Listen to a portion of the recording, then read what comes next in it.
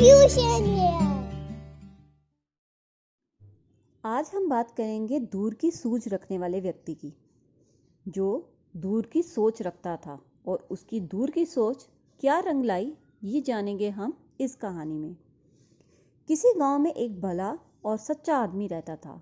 उसने सारी जिंदगी ईमानदारी से कमाई की और हमेशा अच्छे काम किए।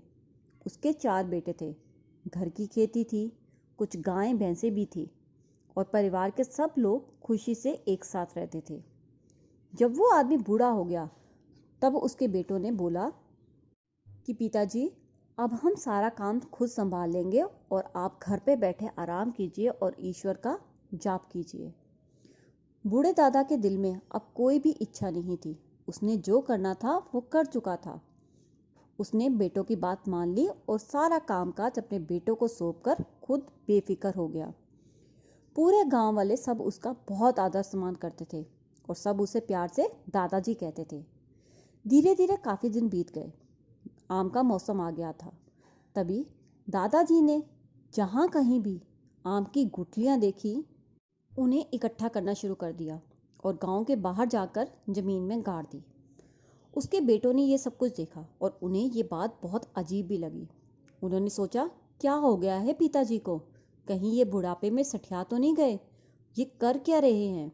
लोग आम खाकर गुठलियां फेंक देते हैं और ये उनकी जूठन उठा रहे हैं।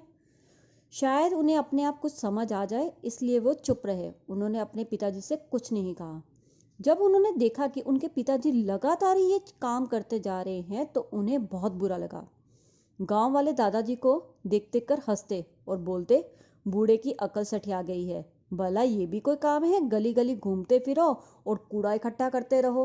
तभी कुछ लोग कहते, देह में इतना दम है तो जाके बेटों की मदद ही कर ले, खेतों में जुताई कर ले और घर में गायें हैं उनकी देखभाल कर ले, पोतों के साथ समय बिताए। ये क्या काम हुआ? लोग उनसे कह भी देते, दादाजी ये आप क्या कर रहे हैं? पर दादाजी किसी की बात का कोई भी जवाब न देते और चुपचाप अपने काम में लगे रहते। धीरे धीरे आम का मौसम बीत गया। सबने चैन की सांस ली। सबसे पहले तो बेटों ने चैन की सांस ली, क्योंकि गांव वाले भी खुश थे कि दादा कहाँ रुकने वाला था। वो तो लगातार आम की गुठलियां ही इकट्ठी करता जा रहा था। लेकिन जहां जहां उसने गुठलियां गाड़ी थी, वहां वे चक्कर लगाते रहते। कभी घर का कोई कूड़ा करकट ले जाते, कभी कभार पानी ले जाते।